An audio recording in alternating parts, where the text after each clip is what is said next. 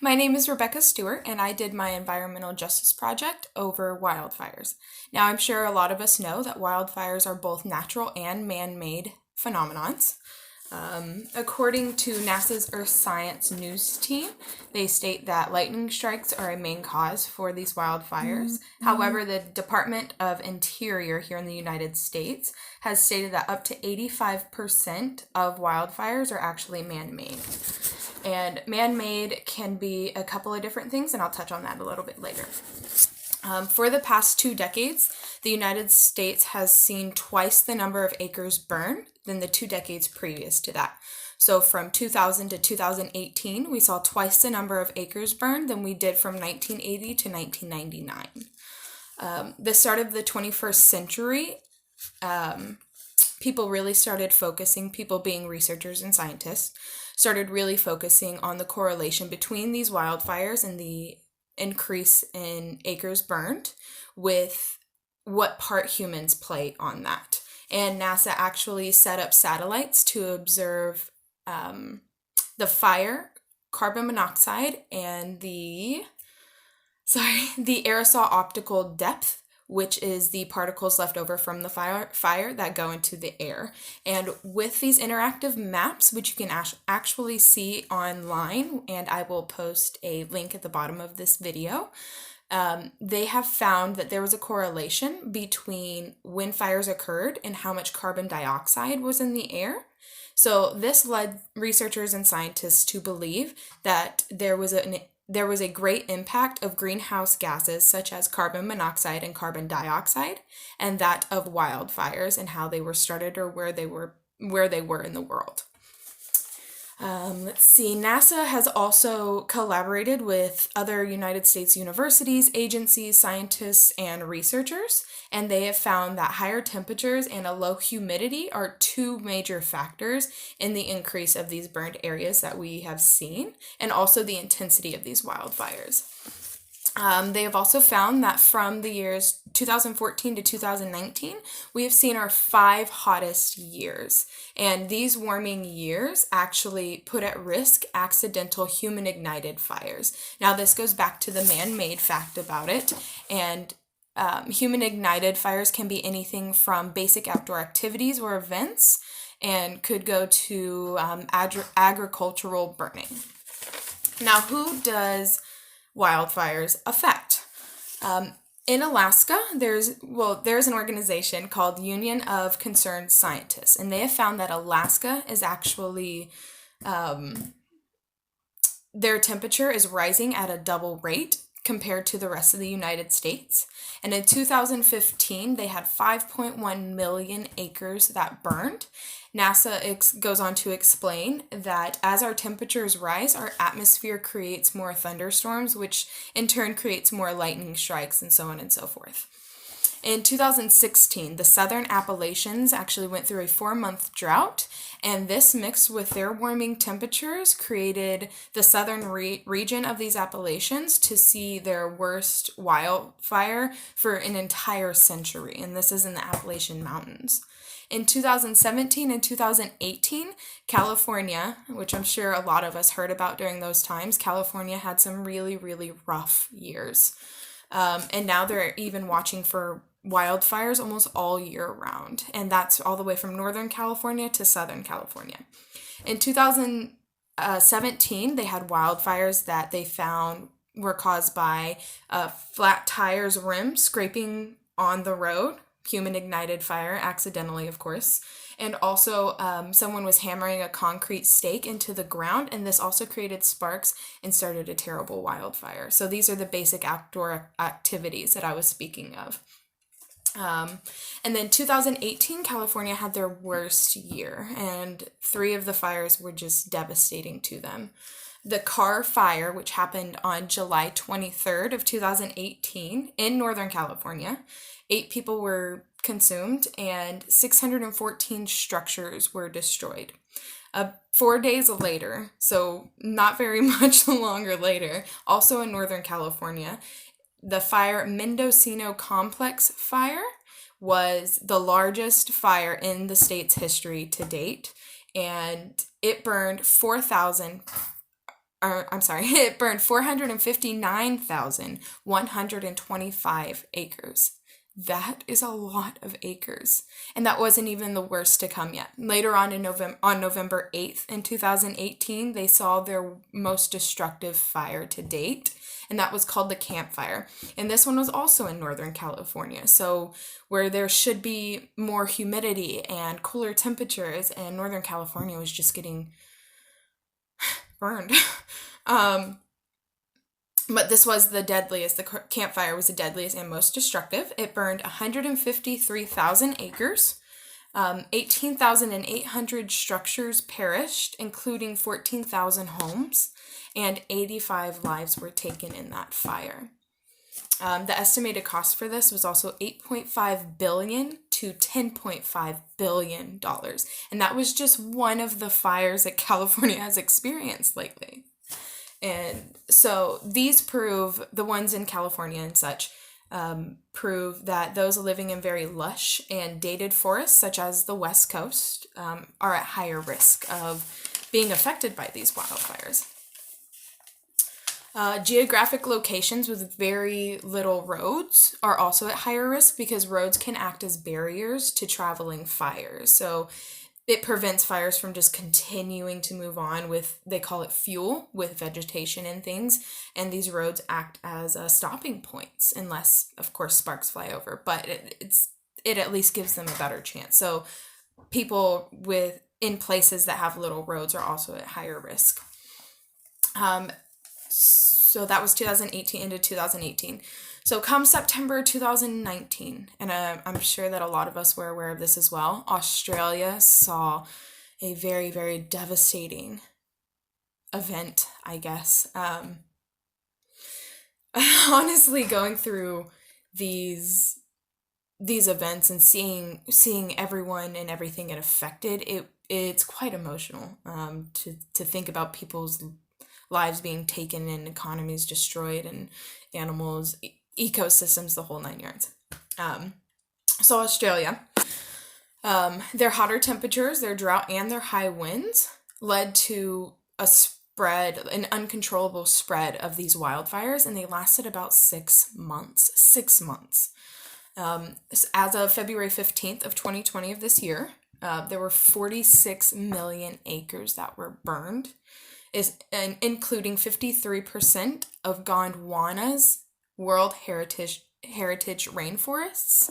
And it's really sad to lose such a part of nature like that. Hundreds of thousands of fish perished, and they're estimating over 1 billion animals died. And some even died from the ash and the sludge of the aftermath of these fires, which is crazy. 34 lives were taken, and they're estimating it to be about 2.4 billion as far as the structures and things like that were burned. But if you think about 46 million acres that were burned in Australia, that's catastrophic. That's highly catastrophic. So as I said about the ash and the sludge that perished, or that animals and fish perished from in Australia, the after effects of wildfires can be very devastating as well, not just the fires themselves. A loss of vegetation in these forests and things can lead to erosion and mudslides, and California has seen many of those from all the wildfires that they've had recently. And then wildfire smoke is linked to serious health hazards, such as affecting the people's respiratory functions, or increasing risk of heart problems. And if you think about the things that go into the air, this is all the carbon emissions from forests and the soil that the fire burned up. It goes straight into the air, and depending which way the wind is blowing, that's carried to other parts of the country or the world. I'm not sure how long that lasts, but so that could travel on just by smoke, and then it affects the air and air pollution, and then just a domino effect. Let's see. Yes. Oh, yeah. So as it goes into the air, it raises the greenhouse gases in our air, which then heightens our temperatures and makes them warmer even more. So it's just a terrible cycle. So for other climates, like I said, these aerosols in the air can travel all over. And they actually soak into the clouds, and then this can cause there to be a depletion of rain. A decrease of rainfall, which affects tropics, rainforests, and similar climates. And then the Arctic and subarctic, when they experience wildfires or a change in their ecosystem, such as these rainforests and things, it increases it increases the rate at which the permafrost melts. Permafrost melts. This in turn affects other islands, islanders, and even low-level lands due to the rising sea level. So it's just all of the problems that we're seeing from our changing climate anyways. It's rapidly increasing the rate of all of this, and it's affecting everybody. So this goes to show that I don't know if anyone is safe from the effects of wildfire, whether it be the aftermath or during it. I mean, it's lives, it's ecosystems, it's our climate, it's our atmosphere, it's structures, it's economies, it affects everything, and it doesn't care how old you are or what race you are, religion, or where you are. As we see, it's forests, it's arctics, it's rainforests, it's prairie lands, rangelands. My gosh, that stuff spreads forever. So Texas is highly affected as well. So what actions have been taken? Let's see, there have been a lot of precautionary and preventative measures from these findings from the scientists and researchers doing all of this, which we're very grateful for. And one of them is the Executive Order 13855 that was made by the Trump administration. I'll put that link in here as well. And it was implemented January of 2019. And this whole executive order basically wanted to implement certain goals and goals and policies in order to promote activities to lessen our fire risks and improve overall conditions. So they were worried about reducing the risk, but also helping, as like I said, with the mudslides and erosion and things like that. So they're trying to take an overall approach to it. In this executive order, it was with the U.S. Department of Interior and the U.S. Department of Agriculture, and those have sub-agencies as well. All of them the hopes were to create collaborations with other state and local jurisdictions so everyone could be involved.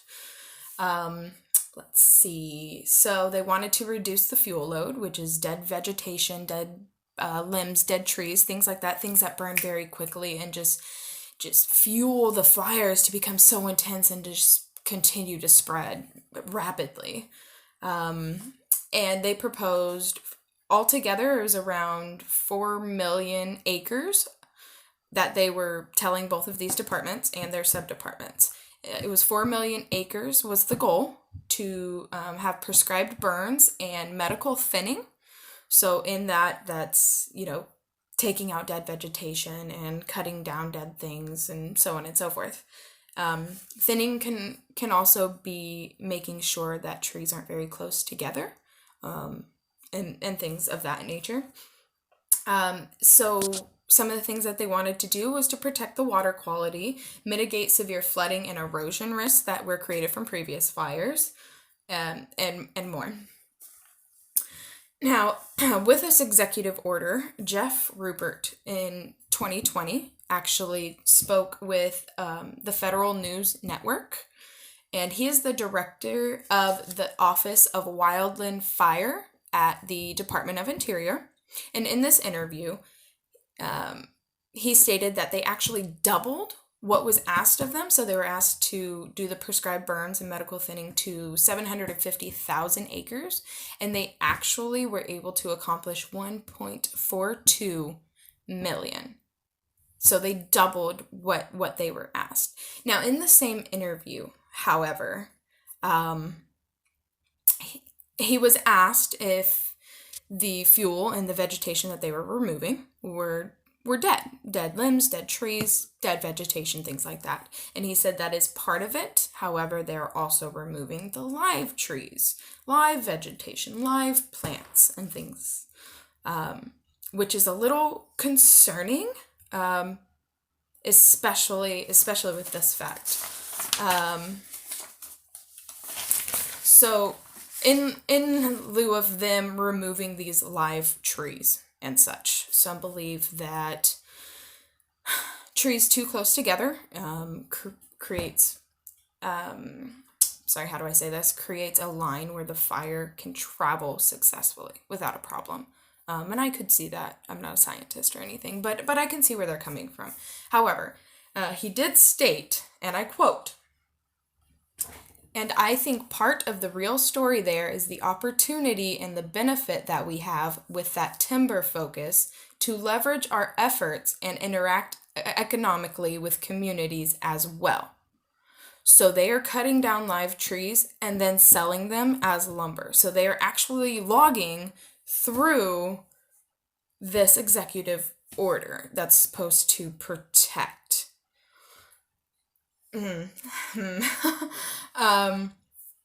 Let's see. He also said, "Those timber activities and that forest activity really is a form of vegetation management." Like I just said, fair enough. So we're actually reducing the amount of fuels that are fueling those fires. And again, a huge opportunity and a huge benefit of that particular vegetation management is that we're able to leverage that economic sort of contribution and interest from industry and communities that are associated with that. So they doubled the amount of acres that was asked of them, and they're selling it. This led to a lot of other findings that I will touch on later. Let's see. So Executive Order 13855, their focus is obviously on overgrowth and underdeveloped forests and natural habitats. Rather than looking at emissions that are caused by fossil fuels that humans and businesses are releasing into our atmosphere. So what this executive order in the Trump administration is showing is that they're focusing on overpopulated forests and natural habitats and saying that that's the cause to these terrible wildfires and then making a profit off of it. This is all opinion, so their focus is obviously on the overgrowth of these forests. I'll just leave that there. And while I was looking at this, it brought me to a lot of different other things that the Trump administration is doing, such as logging in the Tongass National Forest, which is the oldest intact, almost intact forest in all of the United States. It's not 100% untouched, but it's the one with the least amount of human involvement, and he wants to start logging there. It's actually ongoing at the moment. He also changed emissions requirements for car companies. It's another thing to look into. And he also has proposed changes to the Endangered Species Act of 1973. These are all separate from, they're all separate from the project that I did. However, I believe that they have a direct correlation with these wildfires because he's taking away requirements for emissions, which I could only imagine is going to increase greenhouse gases. It leads me to believe this. And then with logging in our largest national forests, that's almost untouched, and then the Endangered Species Act. So the Trump administration is pushing a lot on environmental policies and acts here in this country that has to do with logging and things. But I'll talk more about those later. So what can we do on a micro level? The European Union designates power of forest management to each community and country separately. And that's because they believe that actions taken to reduce these wildfires greatly depend on local economic and societal attributes. So, of course, Europe has a lot of different climates, a lot of different countries, so that makes sense. However, here in the United States, we have a lot of different climates. We have a lot of different habitats and ecosystems and things like that. I think that's a great thing that the European Union is doing. On a personal note, there was a meta-analysis that I found that analyzed Portuguese and Spanish policies regarding this, so Spain and Portugal. And they found that the most significant impact for policy change for preventative measures was to restructure legal framework for management and protection of forests from fires. And this basically means that they took a look at the policies already in place, and they took a step back, and they're looking at these ecosystems, and they're looking at their country, and they're looking at people and their communities and their populations, the people, and they are restructuring the framework for it. They're saying, okay, well, something's not right here, so let's take a look at the acts and policies in play and see what we can do to help prevent this stuff, to help save the environment as well as the people. Another thing that the Trump administration has stated that I found online was that logging, such as in the Tongass National Forest, could create more jobs. However, in this meta-analysis of Portugal and Spain, another significant thing that they did for preventative measures was they worked on infrastructure networks. And that means lookout towers, patrol groups during dry seasons, and things like that. And I think that this could also offer job opportunities for people. So that, I don't want to get too much into my personal opinion. So an increase in jobs could also go towards the preventative measures of protecting our forests and environments also. On a micro level, I found a very interesting idea in the International Institute for Environment and Development's Sustainable Forestry Handbook. So a forestry handbook. And it's an international institute, which is really intriguing. So it's kind of, I feel like that would mean that they're kind of base guidelines for it. But one of the things that it said in this handbook was something called post-harvesting. And I found that idea very, very interesting. And I think that we could implement that on a micro level here in the United States, or even personally, even between ourselves. I think that the replanting of trees, the construction of water bars on sloping trails, I think we could volunteer to do that stuff easy. That we have things at UTA for spring break. There's things like that everywhere. And I think if we really volunteer, or if we really look for it, we can find something to volunteer for, to replant these trees and help these forests. Now, as far as the wildfires go, what can we do as a micro change for wildfires? We can absolutely reduce our carbon footprint. Here in this class, we have already assessed what our carbon footprint is, and we can take actions to reduce our carbon footprint. We can also advocate, we can vote, we can be aware and be educated in these laws that the Trump administration, whoever, is trying to pass regarding our environment. Because I had no idea this stuff was going on, especially in the middle of this pandemic. It blew my mind, and there's so much I don't know just regarding forest in general and logging, I guess. So we can vote, we can be educated, we can advocate, we can reduce our carbon footprint. And when, for any hikers out there, travelers, we can absolutely keep an eye on our campfires, and we can follow the leave no trace outdoor principles. That means bring nothing in, bring nothing out, pack up what you put down. Try to reduce your carbon footprint. Try not to make any permanent changes when you go to these amazing places that we're so blessed to have. And I think those are really important. I think you and I could do that any day, every day, if we wanted to, especially being educated and voting.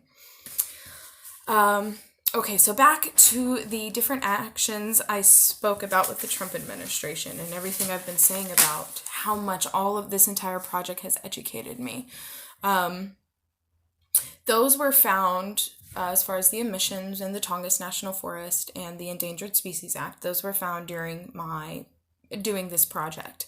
I would finish a paper and I would continue researching because it floored me. It really did. This whole project has absolutely floored me in many, many ways. I mean, not just on a deep level from the people that lost everything, but also because there was so much I didn't know. There was so much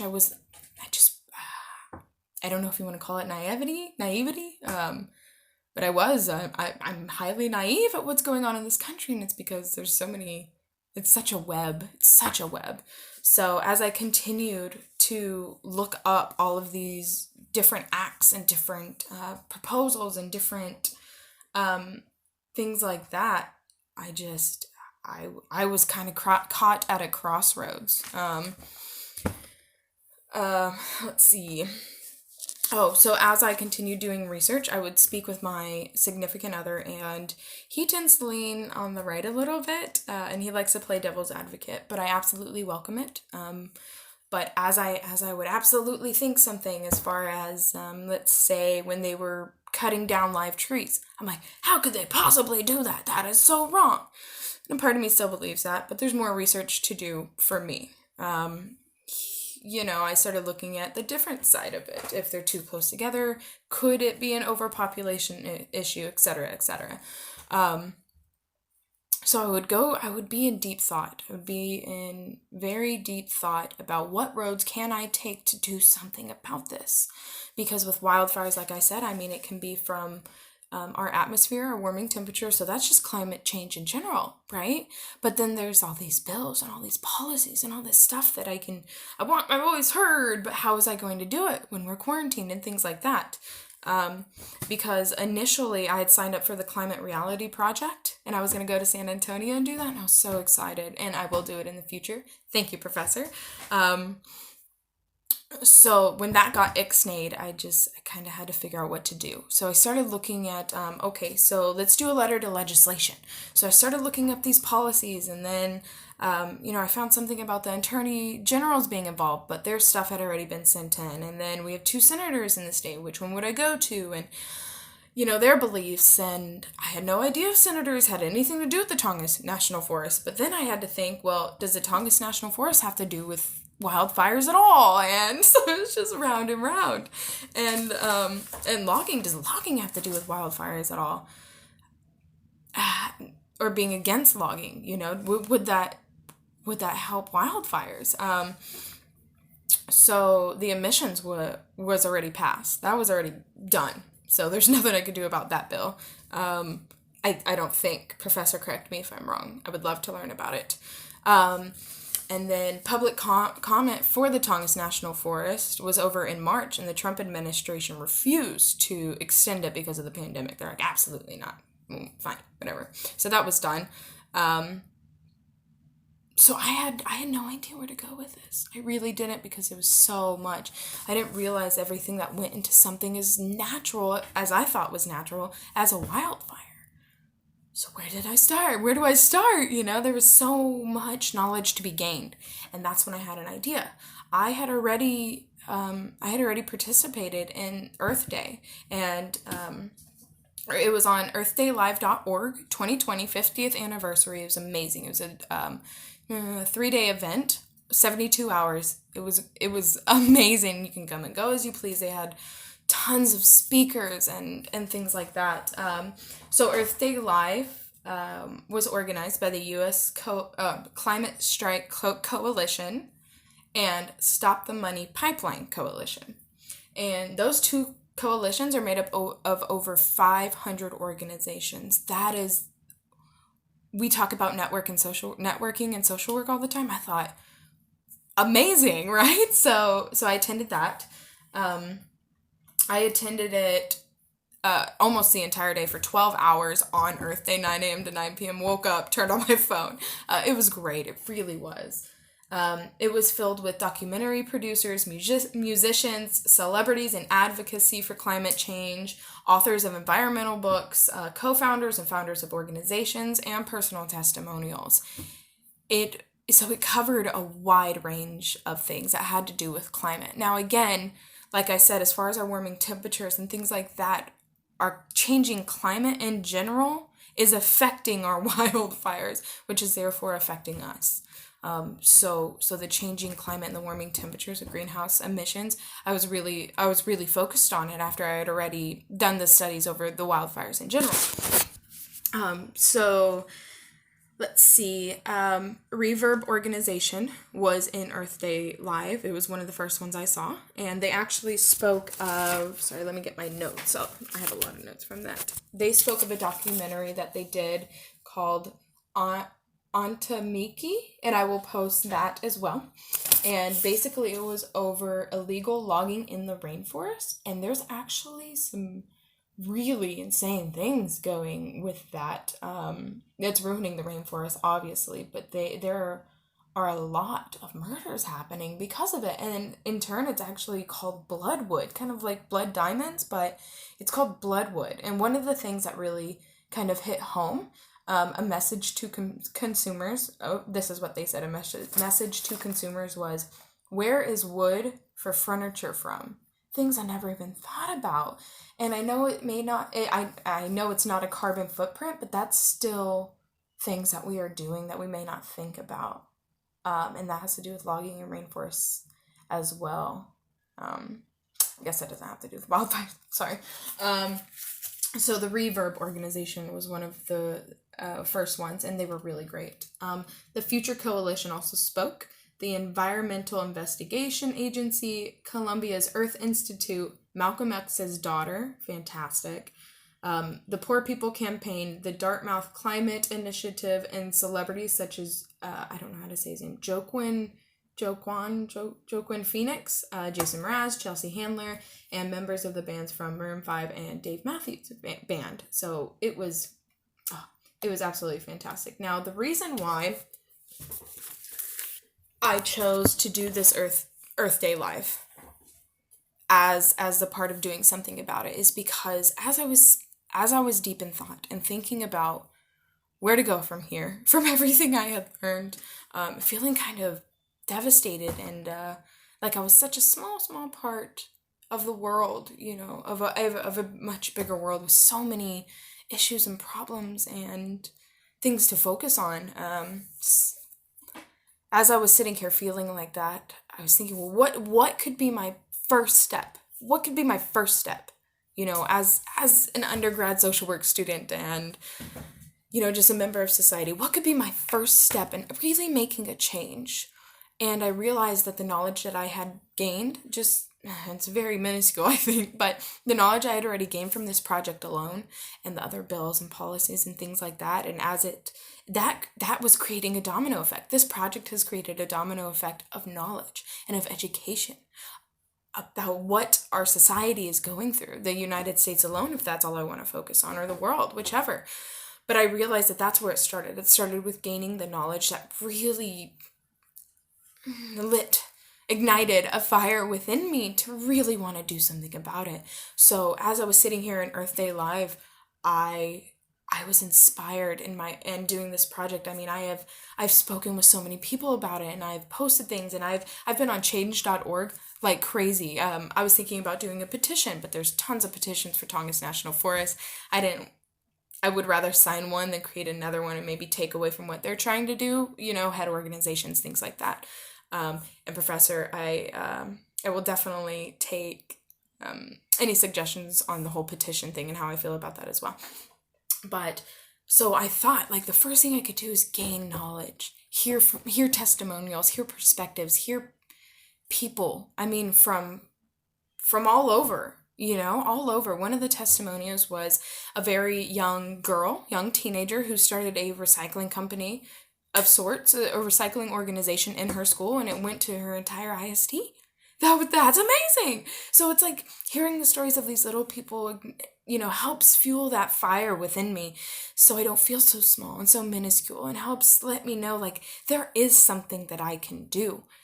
And I think a big part of doing something is gaining the knowledge for it, hearing from other people, being in their shoes, being open-minded, and just soaking it all in and going from there. So I thought that doing an all-day event like this Earth Day Live, which I've never done before. I've never been to any kind of rally like this, or whatever you want to call it. So it was definitely life-changing, and it definitely makes an impact, and allows me to share my knowledge and to definitely do something about it. Do something about it. I think that knowledge, if you ever feel like what you think or believe doesn't make a difference, I promise you it does. I promise you it does. And hearing these people's stories from rags to riches, now handling these huge organizations that are really impacting our world. We can do it. We can volunteer. We can vote, gain the knowledge, educate yourself, be an advocate. We are social workers, after all. So we can do this. We can absolutely do this. Okay, thank you.